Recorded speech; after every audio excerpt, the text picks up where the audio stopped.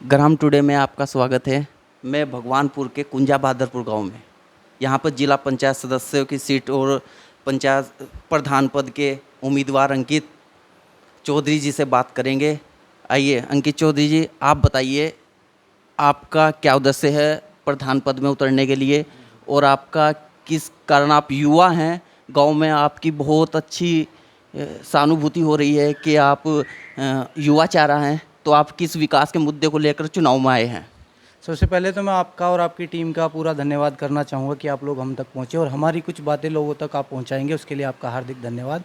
मेरा नाम अंकित कुमार है। मैं बीएससी और एलएलबी किया हुआ है। मैंने एलएलबी इसीलिए किया था कि मैं लोगों के काम करा सकूं। नहीं तो मैं अब तक कोर्ट कचहरी भी बैठ सकता था, अपने स्वार्थ के लिए बैठ सकता था, लेकिन मैं नहीं चाहता था। मैंने बीएससी इसलिए किया था। मैं अब एलएलएम कर रहा हूं। मैं इसलिए कर रहा हूं कि लोगों को मैं उनके हक दिला सकूं। मैंने इसलिए अपनी शिक्षा ग्रहण की है, कानून की एलएलबी किया है।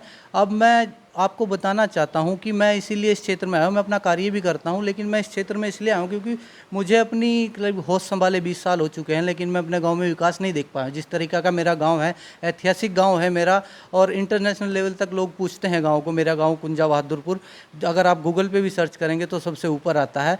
अब मैं जिस तरह का मेरे गाँव की बाहर इमेज है, लोग देखते हैं जिस नज़रिए से, अंदर हमारा गांव अभी तक उस तरीके से नहीं हो पाया है। तो मैं उस चीज़ को उजागर करना चाहता हूँ। अपने गांव को सबसे स्वच्छ और सुंदर, उत्तराखंड का सबसे सुंदर अच्छा गांव बनाना चाहता हूँ।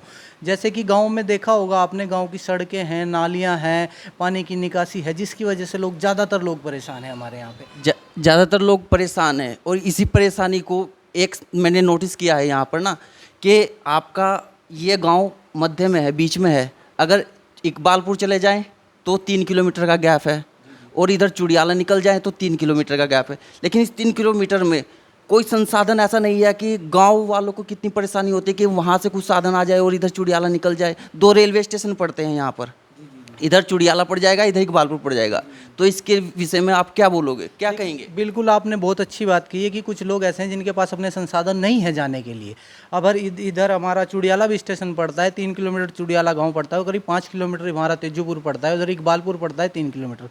लेकिन अभी तक कोई ऐसे संसाधन नहीं है। हम अपनी संपूर्ण कोशिश करेंगे, और हमारे क्षेत्रीय विधायक और हमारे जो सांसद हैं उनसे हम गुहार लगाएंगे। हम हो सके तो हम अपने माननीय मुख्यमंत्री श्री पुष्कर सिंह धामी जी के पास तक भी पहुँचेंगे कि हमारे इन लोगों के, भले लोगों के लिए कुछ ऐसा कार्य करें जिससे इन्हें आने जाने में सुविधा प्रदान हो। नहीं तो हम अपने स्तर से, अगर हमें मौका मिला भगवान की दुआ से और लोगों का आशीर्वाद हमें मिला, हम चुने जाते हैं, तो हम अपने स्तर से जरूर इस पर ऐसा कार्य करेंगे कि लोगों को आने जाने में परेशानी ना हो।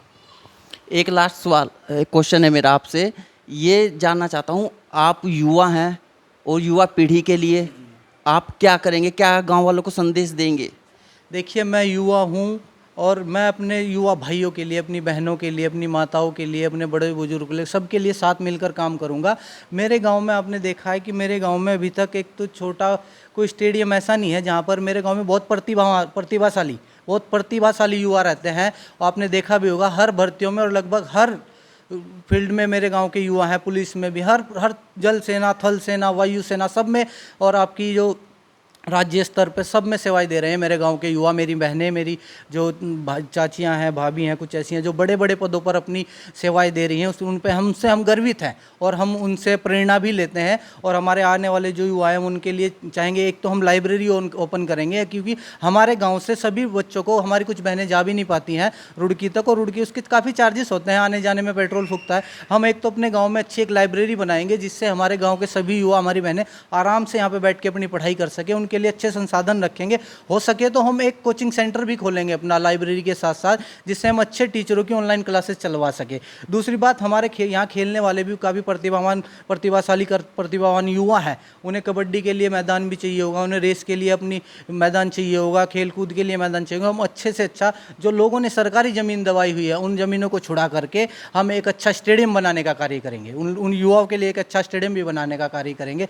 साथ में हमारे गाँव में जो भी कमी है उन कमियों को पूरा करेंगे, और गरीब तबके के लोगों के लिए हम ज़्यादा से ज़्यादा कार्य करेंगे, उनकी उम्मीदों पर खरे उतरने का कार्य करेंगे। तो आप ग्राम टुडे में रुड़की से, मैं दीपक शर्मा